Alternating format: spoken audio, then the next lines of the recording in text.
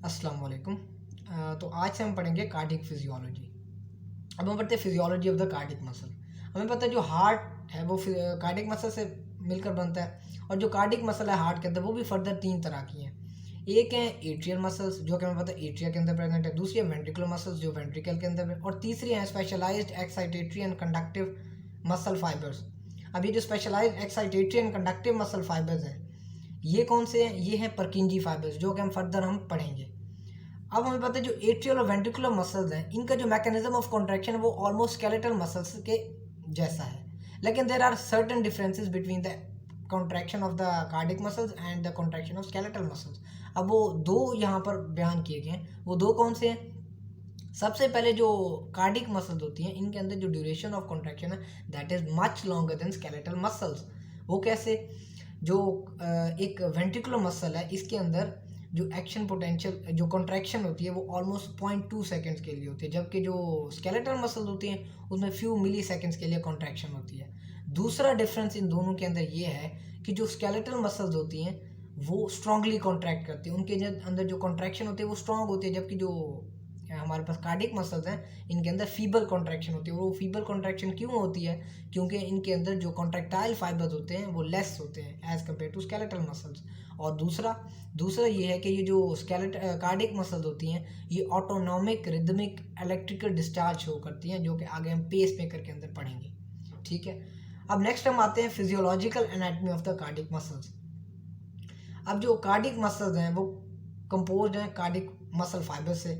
अभी जो cardiac muscle fibres हैं ये ब्रांच सेल्स हैं, ये ब्रांच सेल्स हैं जैसे हम इस फिगर के अंदर देख सकते हैं। फिर और ये डिवाइड हो रही हैं, ब्रांच सेल्स हैं तो ये डिवाइड हो रही हैं और दोबारा कनेक्ट हो रहे हैं आगे यहाँ पर जैसे जाके ये डिवाइड हो रहे हैं। ठीक है, ये दो सेल्स आपस में डिवाइड और ये फर्दर आगे दोबारा कनेक्ट हो रहे हैं। और इसके अलावा हम देख सकते हैं कि ये स्ट्राइएटेड है स्केलेटल मसल्स की तरह।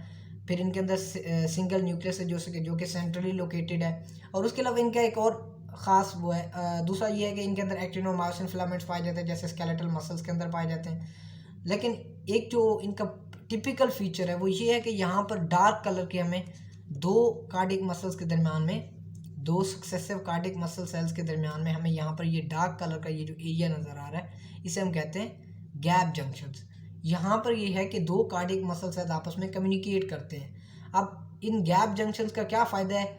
इन गैप जंक्शंस का ये फ़ायदा है कि जो एक्शन पोटेंशियल होते हैं वो एक सेल से दूसरे सेल में इजीली ट्रैवल कर सकते हैं।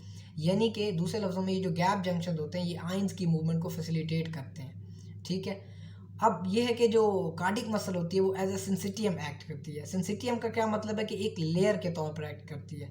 ठीक है, एक लेयर के तौर पर एक्ट करती है जिसके अंदर जो सेल्स होते हैं वो आपस में इंटरकनेक्टेड होते हैं। ठीक है, और जो आयंस होते हैं वो एक सेल से दूसरे सेल में इजीली ट्रैवल कर सकते हैं। अब जो हमें पता है जो हार्ट मसल्स हैं वो दो सिंसिटियम से मिलकर बनती है। एक है एट्रियल सिंसिटियम और दूसरी है वेंट्रिकुलर सिंसिटियम। अब जो एट्रियल सिंसिटियम है वो हमें पता है जो दो एट्रिया होते हैं उनके दरमियान में प्रेजेंट होती है।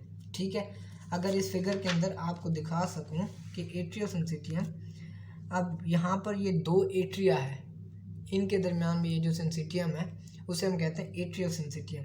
अगर हम हार्ट की फिगर देखें तो जो दो एट्रिया के दरमियान का एरिया उसे हम कहते हैं एट्रियल सिंसिटियम, और जो दो वेंट्रिकल के दरमियान में का एरिया उसे हम कहते हैं वेंट्रिकुलर सिंसिटियम।